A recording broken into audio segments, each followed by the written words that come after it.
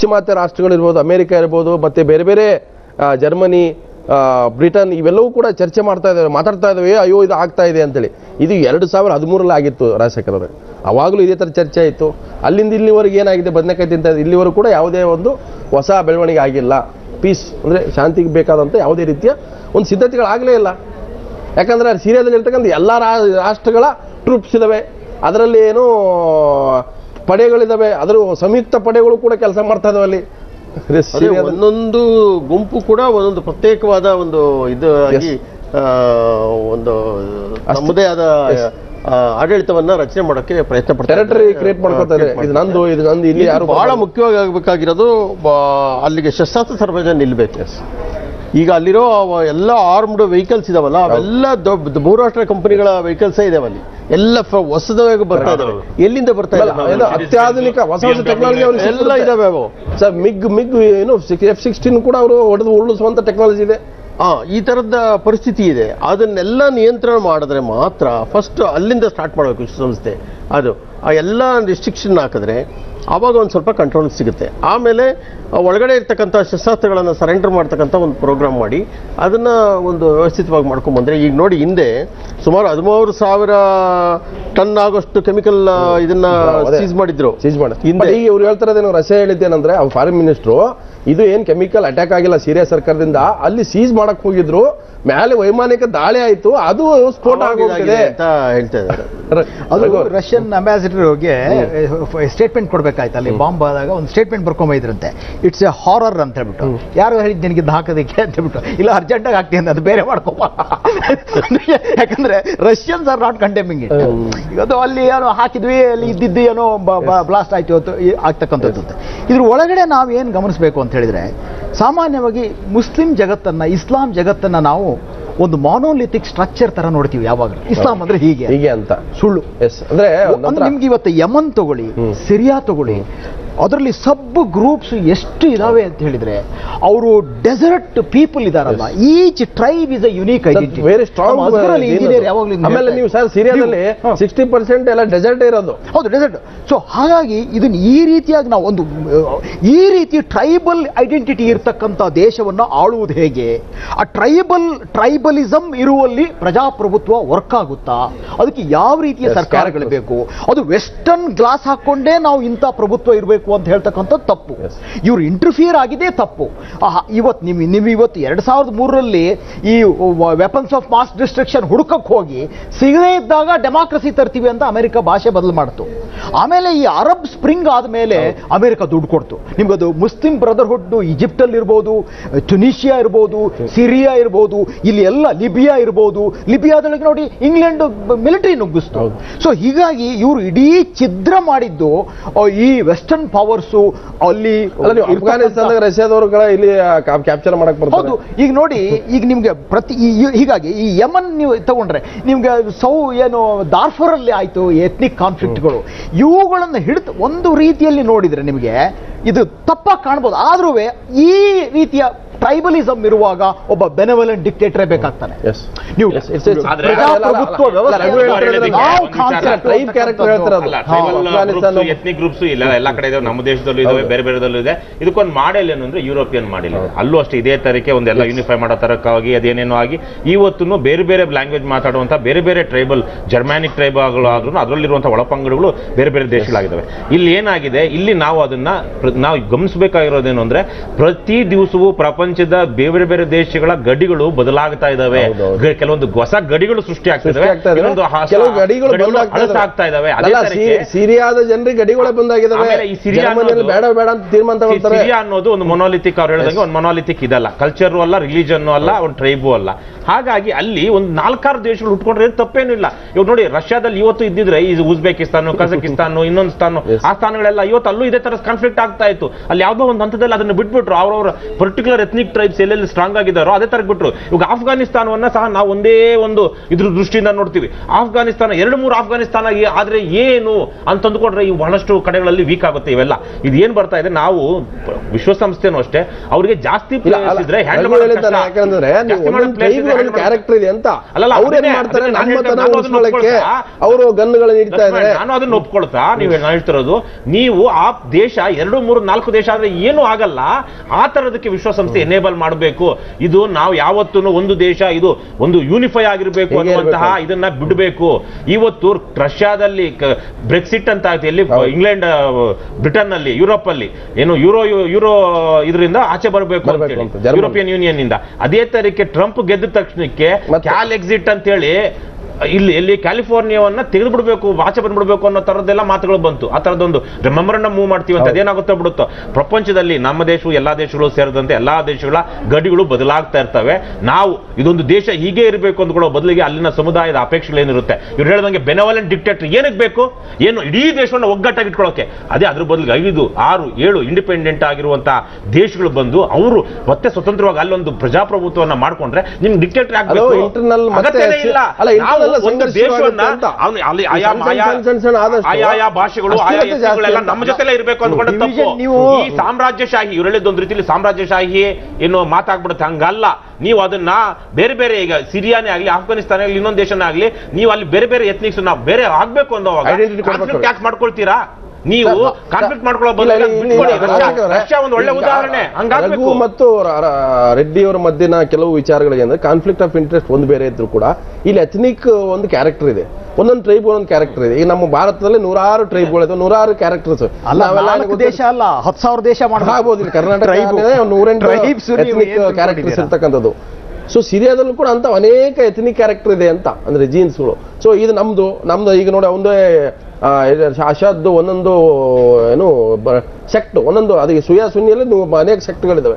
ಆ ಸೆಕ್ಟ್ಗಳು ಕೂಡ ತಮ್ಮ ಸ್ಥಾಪನೆಯನ್ನು ಮಾಡ್ಕೊಳ್ಳುವಂತ ಒಂದು ಫೈಟ್ ನಡೀತಾ ಇದೆ ಅಂತ.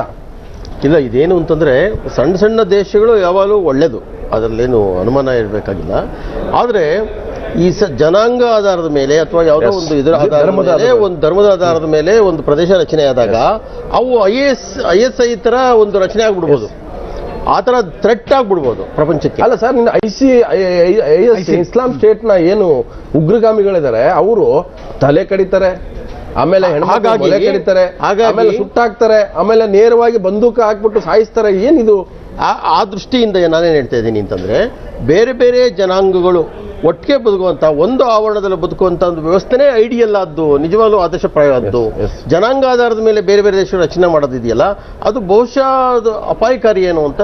ಮತ್ತೆ ಅದು ಇನ್ನೊಂದು ಇಂಟರ್ನಲ್ ಸಂಘರ್ಷ ಶುರು ಆಗುತ್ತೆ. ನಾವು ಮಾಡಕ್ಕಾಗಲ್ಲ. ಈಗ ಒಂದು ದೇಶದಲ್ಲಿ, ಈಗ ನಮ್ಮದೇ ದೇಶದಲ್ಲಿ ಬೇರೆ ಬೇರೆ ಭಾಷೆಗಳು, ಬೇರೆ ಬೇರೆ ಎಥ್ನಿಕ್ ಗ್ರೂಪ್ಸ್ ಆದ್ರೆ ಎಷ್ಟೋ ಬೆಂಗಳೂರಲ್ಲೇ 100 ಎಥ್ನಿಕ್ ಗ್ರೂಪ್ಸ್ ಗಳಿದಾವೆ ಆಗ ನೋಡಿದ್ರೆ. ಹಾಗಾಗಿ ಇಲ್ಲಿ ಅದು ಸಮಸ್ಯೆ ಅಲ್ಲ. ಆದ್ರೆ ಕೆಲವೊಂದು ಸೆಗ್ರಿಗೇಟೆಡ್ ಆಗಿರುವಂತಹ ಗ್ರೂಪ್ಸ್ ಇರುತ್ತೆ. ಆ ಗ್ರೂಪ್ ಅಲ್ಲಿ ನಮಗೆ ಇನ್ನೊಬ್ಬರದು, ಈಗ ತಮಿಳುನಾಡಲ್ಲೇನೆ ನಮಗೆ ಇನ್ನೊಬ್ಬರು ಹಿಂದಿ ಇತ್ತೀಚೆಗೊಂದು ಇದು ಬಂತು, ಬೇಕಾಗಿಲ್ಲ ಅನ್ನೋ ತರ. ಆ ತರಕ್ಕೆ ಇಲ್ಲಿ ಯಾವ್ದೋ ಒಂದು ಇದರಲ್ಲಿ ಒಂದು ಇದು ಬಂದಾಗ ಅದರ ಆಧಾರದ ಮೇಲೆ ಒಂದು ಸಪರೇಟ್ ಮಾಡ್ಕೋಬೇಕು ಅಂತ ಅಂದ್ಕೊಳ್ಳುವಾಗ ಅದನ್ನ ಪೂರ್ತಿಯಾಗಿ ನಿರಾಕರಿಸಿ ಹೊಡೆದಾಡ್ತೀವಿ, ನಿಮ್ ಸಾಯಿಸಾಕ್ತಿವಿ ಅಂದ್ಕೊಂಡು ಅವ್ರ ಮೇಲೆ ಮಾಡೋದು ಸರಿ ಹೋಗಲ್ಲ. ಇದ್ರ ಮೇಲೆ ನಾವು ಅಲ್ಲಿ ಬೇರೆಯವರು ಇನ್ನೊಬ್ರು ಇದ್ದಾರೆ, ಅಲ್ಲಿ 2-3 ಎಥ್ನಿಕ್ಸ್ ಇದ್ದಾರೆ, ಎಥ್ನಿಕ್ ಗ್ರೂಪ್ ಇರೋದು ನಿಜ, ಎಥ್ನಿಸಿಟಿ ಅವ್ರ ಅಸ್ತಿತ್ವಕ್ಕೆ ಫೈಟ್ ಮಾಡ್ತಾರದು ನಿಜ. ಬಟ್ ಅವರು ನಮ್ಮಲ್ಲಿ ಬ್ರಾಹ್ಮಣರಲ್ಲಿ 2800 ಜಾತಿ ಇದೆ ಅಂತ, ಈ ಎಥ್ನಿಕ್ ಲೈನ್ ಹೋದ್ರೆ ನೀವು ಕತೆ ಇಲ್ಲ ಅದು. ಹಾಗಾಗಿ ಅಲ್ಲ, ಗೋತ್ರ ಅಲ್ಲ, ಸೊ ಅದು ಗೂಟ ಅಲ್ಲ ಅದು.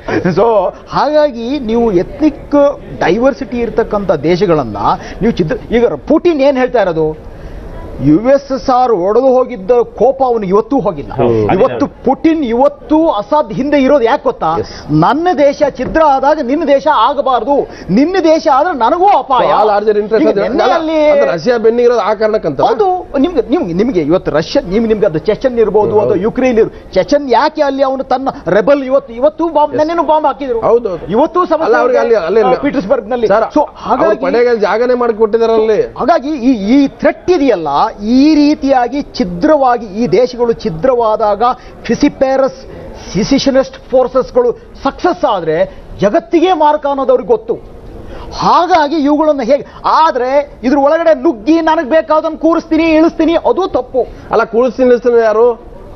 ಅದು ಈ ವೆಸ್ಟರ್ನ್ ಪವರ್ಸ್. ಅಮೆರಿಕನ್ ಅಂತಾನೆ, ಇನ್ನೊಬ್ಬ ರಷ್ಯಾ ಲೆಸ್, ಅಮೆರಿಕ ಮೋರ್. ಈಗ ನಾವು ಫ್ರಾನ್ಸ್ ಬಗ್ಗೆ ಮಾತಾಡ್ತಿದೀವಿ, ವಿಯೆಟ್ನಾಂ ಅಲ್ಲೂ ಫ್ರಾನ್ಸ್ ಮಾಡಿದ್ದಾರೆ, ಅದೇ ಮಾಡಿದ್ದು. ಅಲ್ಲೂ ಕೂಡ ದಾಳಿ ಆಗಿದಾವೆ, ಅಲ್ಲೂ ಕೂಡ ಅಟಮಿಕ್ ಇದಾಗಿರೋದು ಬರ್ತಾ ಇರೋದು. ಇಲ್ಲಿ ನಾವು ಅದಕ್ಕೆ ನೀವೆಲ್ಲ ಒಂದು ಗಂಭೀರವಾಗಿ ಮಾತಾಡುವಂತ ಒಂದು ವಿಶ್ವಸಂಸ್ಥೆಯ ಅಗತ್ಯ ಇದೆ.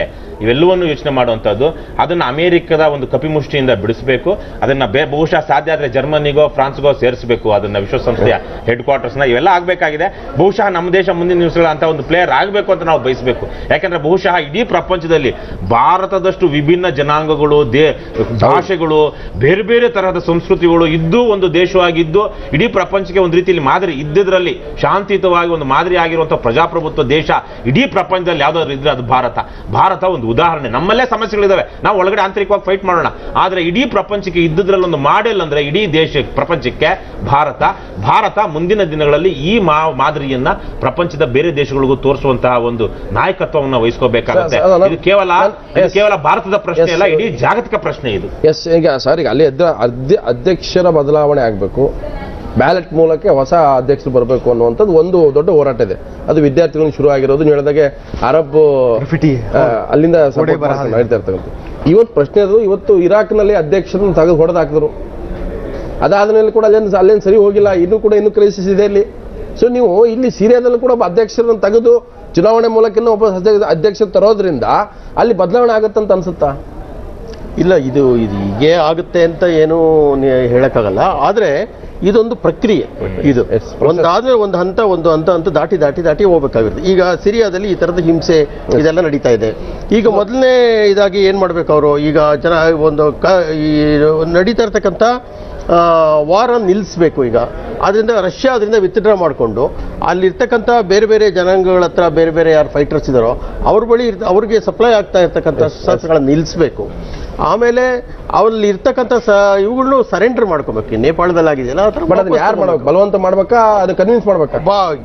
ಮೊದಲು ಆ ಸಂಬಂಧಪಟ್ಟ ಎಲ್ಲರನ್ನು ಸೇರಿಸಿ ಮಾಡಬೇಕು ಅಂತ ಈಗಲೂ ರವಿಕೃಷ್ಣ UN ಸೆಕ್ಯೂರಿಟಿ ಕೌನ್ಸಿಲ್ ಬೇರೆ ಅಲ್ಲ, ಅಮೆರಿಕ ಬೇರೆ ಅಲ್ಲ ಅಂತ ನೀವು ಅದಕ್ಕೆ ಹಲ್ಲು ಇಲ್ಲ, ಅದಕ್ಕೆ ನೀವು ಪವರ್ ಕೊಟ್ಟಿಲ್ಲ, ಬ್ಲೇಮ್ ಮಾಡಿದ್ರೆ ಈಗಿರೋ ವ್ಯವಸ್ಥೆ ಅದೇ. ಆದ್ರೆ ಈ ಅರಬ್ ಕಾನ್ಫ್ಲಿಕ್ಟ್ ಅಲ್ಲಿ ಬಹುತೇಕವಾಗಿ ಅಮೆರಿಕದ ಪಾತ್ರ ಬಹಳ ಕಮ್ಮಿ ಆಗಿದೆ. ಯುರೋಪಿಯನ್ ಯೂನಿಯನ್ ಅವರು ಬಹಳ ಇದರಲ್ಲಿ, ಯಾಕಂದ್ರೆ ನೇರ ಒಂದು ವಿಕ್ಟಿಮ್ಸ್ ಆಗ್ತಾ ಇರೋರು ಅಲ್ಲಿಂದ ಬರ್ತಿರುವಂತಹ ಮೈಗ್ರೇಷನ್ ಇರಬಹುದು, ಇನ್ನೊಂದಿರಬಹುದು, ರೆಫ್ಯೂಜಿಗಳು ಇರಬಹುದು, ನೇರವಾಗಿ ತಟ್ತಾ ಇರೋದು ಯುರೋಪ್ಗೆ. ಅವರೊಂದಷ್ಟು ಪಾತ್ರವನ್ನ ನಿಭಾಯಿಸ್ತಾ ಇದ್ದಾರೆ. ಆದ್ರೆ ಇದೆಲ್ಲದರ ಮಧ್ಯದಲ್ಲೂ ನಾವು ಅಲ್ಲಿ ಒಂದು ಬಲಿಷ್ಠವಾದ ಒಂದು ಕೇಂದ್ರೀಯ ಪಾತ್ರ ಒಂದು ನಿಭಾಯಿಸಬಹುದಾ ಎಲ್ಲಾ ರಾಷ್ಟ್ರಗಳು ಸೇರ್ಕೊಂಡು. ಈಗ ಇದೇ ಒಂದು ಇದೇ ವಿಶ್ವಸಂಸ್ಥೆ ಆದ್ರೆ ವಿಶ್ವಸಂಸ್ಥೆ ರಷ್ಯಾ ಒಂದು ಹೇಳಿ, ಅಮೆರಿಕ ಒಂದು ಹೇಳಿ, ಫ್ರಾನ್ಸ್ ಒಂದು ಹೇಳಿ ಅಂತ ಕೇಳಕ್ಕಾಗಲ್ಲ. ಎಲ್ಲರೂ ಸೇರ್ಕೊಂಡು ಹೋಗ್ತಾರೆ. ಇವತ್ತು ರಷ್ಯಾದೇ ಒಂದು ಕಡೆಗೆ, ಅಮೆರಿಕ ಒಂದು ಕಡೆಗೆ, ಇನ್ನೊಬ್ಬ ಇರಾನ್, ಸೌದಿ ಅರೇಬಿಯಾ. ನೀವು ಇಲ್ಲ ನಮ್ ಜೊತೆ ಇದ್ದೀರಾ, ನಮ್ ಜೊತೆ ಇಲ್ವಾ? ನಾವು ವಿಶ್ವಸಂಸ್ಥೆ ಕಲೆಕ್ಟಿವ್ ಪ್ರಪಂಚದ ಒಂದು ಇದರಲ್ಲಿ. ಹಾಗಾಗಿ ಅಮೆರಿಕ ಎಲ್ಲ ಸ್ಯಾಂಕ್ಷನ್ಸ್ ಮಾಡಬೇಕಾಗಿರೋದು ಇರಾನ್ ಮೇಲೆ, ಇದ್ರ ಮೇಲೆ ವಿಶ್ವಸಂಸ್ಥೆ ಸ್ಯಾಂಕ್ಷನ್ ಮಾಡೋಂಗ್ ಆಗ್ಬೇಕು. ಬೇಕಾದ್ರೆ ಅಮೆರಿಕ ಅದನ್ನು ಒತ್ತಾಯ ಮಾಡ್ಲಿ. ಆದ್ರೆ ಆ ಒಂದು ಸ್ವಾತಂತ್ರ್ಯವನ್ನ, ಸಾರ್ವಭೌಮತೆಯನ್ನ ಬೇರೆ ದೇಶಗಳು ಬಿಟ್ಕೊಟ್ಟು ಬಿಟ್ಟಿದಾವೆ. ಅದನ್ನ ಪಡ್ಕೊಂಡು ವಿಶ್ವಸಂಸ್ಥೆಯ ಮೂಲಕ ಅದಾಗಬೇಕು. ಅಮೆರಿಕದ ಮೂಲಕ ಇವತ್ತು ಬೇರೆ ಬೇರೆ ಪ್ಲೇಯರ್ಸ್ ಮಾತಾಡೋಕೆ ಟ್ರೈ ಮಾಡ್ತಾರೆ. ಆದ್ರೆ ಅಮೆರಿಕ ಹೋದ್ರೆ ರಷ್ಯಾ ಟೇಬಲ್ ಬರಲ್ಲ, ರಷ್ಯಾದ ಪಾತ್ರವೇ ಅಲ್ಲಿರೋದಿಲ್ಲ, ಅಥವಾ ಇನ್ನೊಬ್ಬರ ಪಾತ್ರ ಇರಲ್ಲ. ಅದಲ್ಲ, ವಿಶ್ವಸಂಸ್ಥೆ ಇಂಟ್ರೆಸ್ಟ್ ಕೂಡ ಇದಾವೆ. ನಗೂರು ಕೊನೆಯದಾಗ ಕೇಳ್ತೀನಿ, ಯಾಕಂತಂದ್ರೆ ಒಂದು ಇರಾಕ್ನ ಸದ್ದಾಮ್ ಹುಸೇನ್ ಹೊಡೆದಾಕಿದ ನಂತರ ಅಲ್ಲಿ ಯಾವ್ದು ಕೂಡ ಸರಿ ಹೋಗಿಲ್ಲ. ಇನ್ನೂ ಕೂಡ ಕಾನ್ಫ್ಲಿಕ್ಟ್ ಇದೆ, ಇನ್ನೂ ಕೂಡ ಅಲ್ಲಿ ಸಿವಿಲ್ ವಾರ್ ನಡೀತದೆ, ಇನ್ನೂ ಕೂಡ ಅಲ್ಲಿ ವೈಮಾನಿಕ ದಾಳಿ ನಡೀತದೆ ಒಂದು ಭಾಗ. ಇನ್ನು ಸಿರಿಯಾ ಪ್ರಶ್ನೆ ಬಂದ್ರೆ, ಸಿರಿಯಾದಲ್ಲೂ ಕೂಡ ಇವತ್ತು ಸರಿ ಮಾಡ್ಬೇಕಂತೇಳಿ ಅಮೆರಿಕನೂ ಹೇಳುತ್ತೆ, ರಷ್ಯಾನೂ ಹೇಳುತ್ತೆ. ಎಲ್ಲರೂ ಅವ್ರವ್ರ ಏನು ಪಾಯಿಂಟ್ ಅಲ್ಲಿ ನಿಂತ್ಕೊಂಡು ಮಾತಾಡ್ತಾ ಇದ್ದಾರೆ.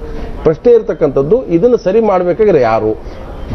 ಈಗ ಯುರೋಪಿಯನ್ ದೇಶಗಳು ತುಂಬಾ ಎಲ್ಲ ಹ್ಯುಮ್ಯಾನಿಟಿ ಕನ್ಸಿಡರೇಷನ್ ಅಲ್ಲಿ ರೆಫ್ಯೂಜಿ ಬಂದವ್ರನ್ನೆಲ್ಲ ಸೇರಿಸ್ಕೊಂಡ್ರು. ಕೆಲವರು ವಿರೋಧ ಮಾಡಿದ್ರು, ಗಡಿ ಬಂದ್ ಮಾಡಿ ಅಂತ ಹೇಳಿದ್ರು. ಜರ್ಮನಿಯಲ್ಲಿ ಮಾರ್ಕೆಲ್ ಅನ್ನೋದು ಬಹಳ ದೊಡ್ಡ ಗಲಾಟೆ ಆಯ್ತು. ಅಯ್ಯೋ, ಏನ್ ದಿನ ಸಾವಿರಾರು ಜನ ಬರ್ತಾರೆ, ಎಲ್ಲಿ ಇವ್ರಿಗೆ ಕೂಡ ಜಾಗ ಇಲ್ಲ, ಇವರಿಗೆ ಉದ್ಯೋಗ ಕೊಡಬೇಕು, ಅವ್ರಿಗೆ ಮನೆಗಳಿಲ್ಲ. ಈ ತರದ್ದು ಕ್ರೈಸಿಸ್. ಇರಾಕ್ ಅಲ್ಲಿ ಶಿಯಾ ಲೀಡರ್ಶಿಪ್ ತಂದು ಕೂರಿಸಿ ಮಲಾಕಿಯನ್ನು ಕೂರಿಸಿದ್ದೆ ICC ಹುಟ್ಟಿಗೆ ಕಾರಣ ಆಯಿತು. ಕೆಲವು ಸಾರಿ ಏನು ಬದಲಾವಣೆಗೆ ಆಗ್ತದಂತೆ.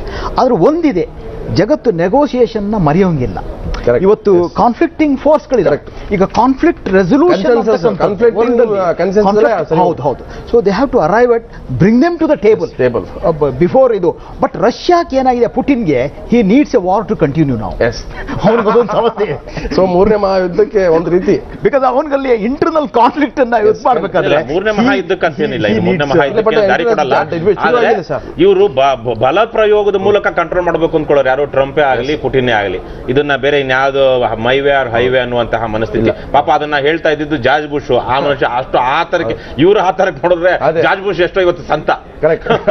ಎಸ್ ರವಿಕೃಷ್ಣ ರೆಡ್ಡಿ ಅವರೇ, ರಘು ಅವರೇ, ಡಿ ವಿ ರಾಜಶೇಖರ್ ತಮ್ಮ ಧನ್ಯವಾದ. ಯಾಕಂದ್ರೆ ಇದು ಅಂತಾರಾಷ್ಟ್ರೀಯ ವಿಚಾರಗಳನ್ನ ಬಹಳ ಸರಳವಾಗಿ ನಾವು ಮಾತಾಡಬೇಕಾದಕ್ಕೆ ತುಂಬಾ ವಿಷಯಗಳು ಕೂಡ ನಮಗೂ ಗೊತ್ತಾಗೋದಿಲ್ಲ. ಅಷ್ಟು ಅದರಲ್ಲಿ ತುಂಬಾ ವಿಚಾರಗಳು ಕ್ರೈಸಿಸ್ ಇರ್ತದೆ. ಯಾಕಂದ್ರೆ ಅನೇಕ ಕಾನ್ಫ್ಲಿಕ್ಟ್ ಆಫ್ ಇಂಟ್ರೆಸ್ಟ್ ಇದೆ ಸಿರಿಯಾದ ವಿಚಾರ. ಸೊ ಆದಷ್ಟು ಈ ವಿಷಯವನ್ನ ಚರ್ಚೆ ಮಾಡುವಂತ ಪ್ರಯತ್ನ ಮಾಡಿದೆ. ಯಾಕಂತಂದ್ರೆ ಅಂತಾರಾಷ್ಟ್ರೀಯ ವಿಚಾರಗಳು ಕೂಡ ಜನಗಳಿಗೆ ಹೋಗಬೇಕು, ರೀಚ್ ಆಗಬೇಕು ಅನ್ನೋ ಕಾರಣಕ್ಕಾಗಿ ಈ ವಿಷಯವನ್ನ ಗಂಭೀರವಾಗಿ ಕಾರಣಕ್ಕೆ ನಾನು ಎತ್ಕೊಂಡಿನಿ. ಎಲ್ರಿಗೂ ಧನ್ಯವಾದ. ಸೊ ಇದು ಇವತ್ತಿನ ವಿಶೇಷ ಚರ್ಚೆ. ಸುದ್ದಿ ಟಿವಿ, ನಾವು ಸುಳ್ಳು ಹೇಳಲ್ಲ.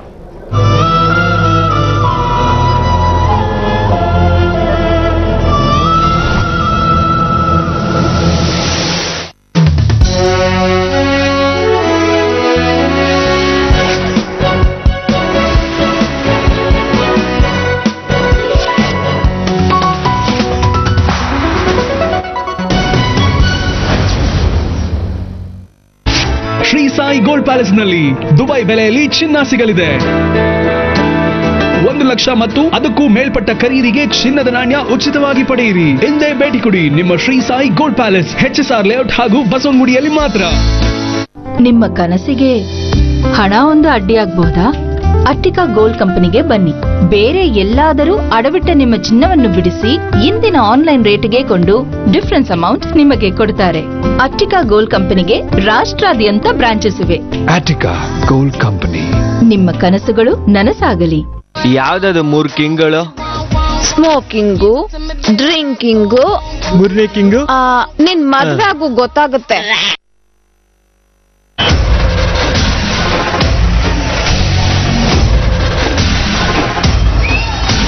ಈ ಚುನಾವಣೆ ಯಾರಿಗೂ ಕೂಡ ಬೇಕಾಗಿರಲಿಲ್ಲ. ಅನಗತ್ಯವಾಗಿ ಚುನಾವಣೆ ಇವತ್ತು ಬಂದಿದೆ. ಈ ಬೇಸಿಗೆನಲ್ಲಿ, ಬರಗಾಲದಲ್ಲಿ ಚುನಾವಣೆ ಯಾರಿಗೂ ಬೇಕಾಗಿರಲಿಲ್ಲ. ಬೇಡವಾಗಿದ್ದಂಥ ಒಂದು ಚುನಾವಣೆ ಇದು, ನಂಜನಗೂಡು ಚುನಾವಣೆ.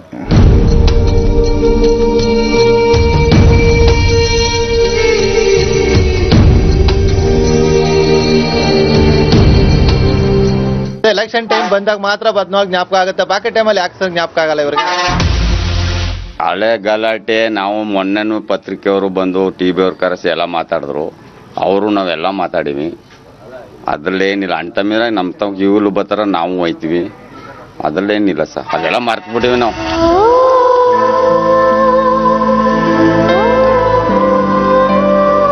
ಆದ್ರೂ ನೀರಿನ ಸಮಸ್ಯೆ ನಮ್ಗೆ ತುಂಬಾ ತೊಂದರೆ ಆಗ್ಬಿಟ್ಟದ. 5-6 ತಿಂಗಳ ಮೇಲೆ ಆಗದ ಬಟ್ಲಿ ಅಂದ್ರೆ ಇವಾಗ ತುಂಬಾ ಸಮಸ್ಯೆ ಜಾಸ್ತಿ ಆಗ್ಬಿಟ್ಟಿದೆ. ಈಗ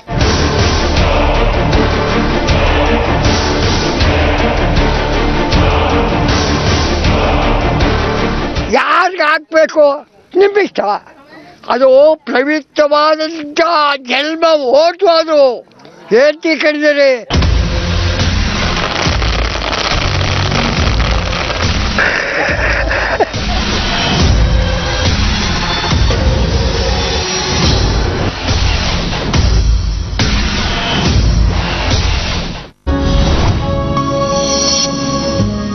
ಕಡು ಬಡತನದಲ್ಲಿಯೂ ಶಿಕ್ಷಣ ಪಡೆದು ಪ್ರತಿಭಾವಂತೆ ಎನಿಸಿದರು.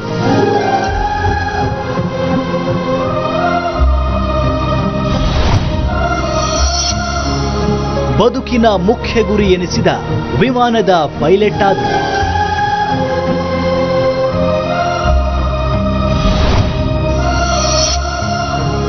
ಏರ್ಬಸ್ 320 ಮೊದಲ ಮಹಿಳಾ ಪೈಲಟ್ ಹೆಗ್ಗಳಿಕೆಗೆ ಪಾತ್ರರಾದರು.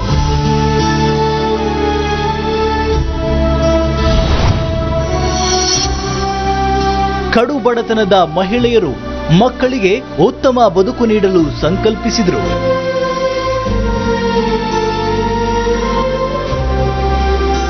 ನೆರವಿನ ಹಸ್ತ. ವೀಕ್ಷಿಸಿ ಪಾಸಿಟಿವ್ ನ್ಯೂಸ್ ನಾಳೆ ಬೆಳಗ್ಗೆ 9 ಗಂಟೆಗೆ. ಶ್ರೀಮಂತರಿಗೆ ಲೇಔಟ್ ಕಟ್ಟೋಕೆ ಅಂತ ಬಡವರನ್ನ ಊರಾಚೆ ಹಾಕಿದ್ರು.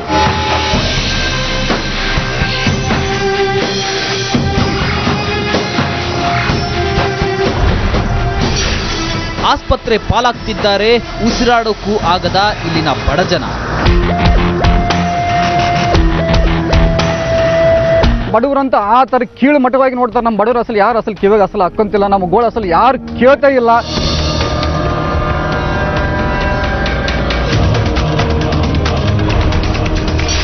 ಧೂಳಲ್ಲೇ ಆಟ, ಧೂಳಲ್ಲೇ ಪಾಠ, ಸ್ಕೂಲ್ ಮಕ್ಕಳ ಕತೆ ಬರ್ಬರ.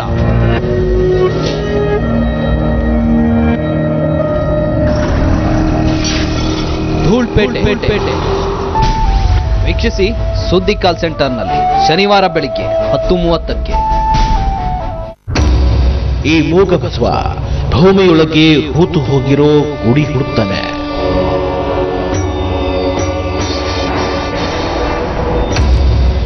ನೆಲ ಉಳುತ್ತಾ ಇದ್ದ ಈ ಬಸವ ಈ ಜನರಿಗೆ ನಡೆದಾಡೋ ದೇವರು.